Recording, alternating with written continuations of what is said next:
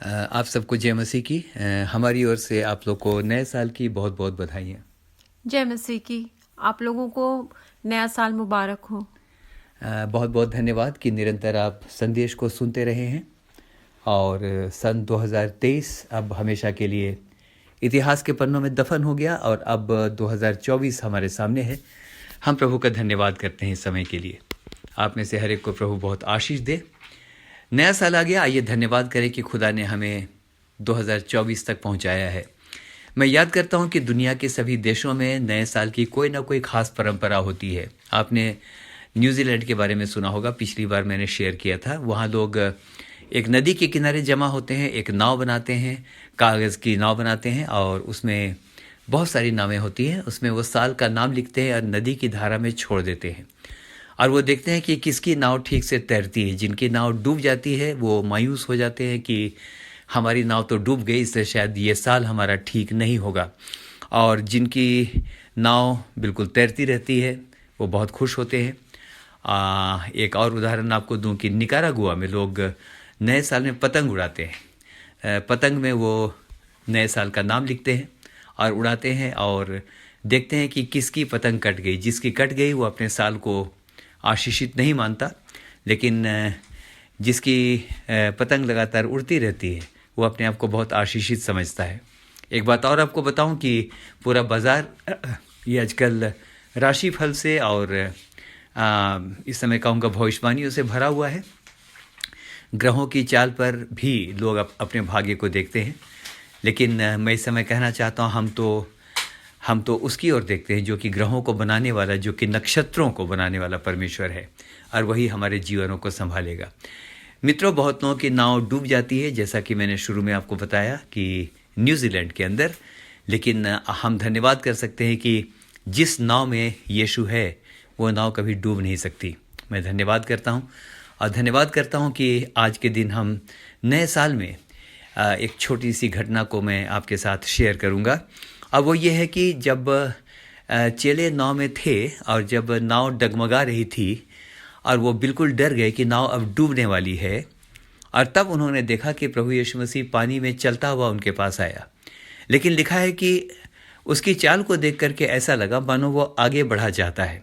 तब लिखा है कि चेलों ने उससे निवेदन किया कि वो उनके नाव पर आ जाए, और जैसे वो उनके नाव पर आया, यानी चेलों की नाव पर जैसे यीशु मसीह आया, लिखा है तूफान थम गया और नाव तुरंत वहाँ जा पहुँची जहाँ वो जाना चाहते थे। मित्रों, लिखा है खेते खेते वो लगभग 5 मील की दूरी तक पहुँच गए थे और रात भर उनकी जो नाव थी वो लहरों में डगमगाती रही। वो वहाँ तक पहुँच नहीं पा रहे थे क्योंकि लहरें बहुत तेज़ थीं, लेकिन जैसे यीशु नाव में आया वो वहाँ पहुँच गए। आज कहना चाहता हूँ कि शायद 2023 हमारे जीवन में ऐसा रहा कि बहुत सारी लहरों ने हमारी नाव को डगमगा दिया होगा, लेकिन आज कहना चाहता हूँ कि यीशु पानी पर चलता हुआ जबकि आता है, आइए उससे कहें, यीशु 2024 की इस नाव पर हम आपका स्वागत करते हैं। आप आइए और हमारी नाव में सवार हो जाइए। प्रियो, मैं जानता हूँ जब वो आएगा और हमारी नाव में सवार हो जाएगा, बैठ जाएगा, हमारी नाव भी तुरंत उस डेस्टिनेशन तक, उस मंजिल तक जा पहुँचेगी जहाँ पर हम जाना चाहते हैं।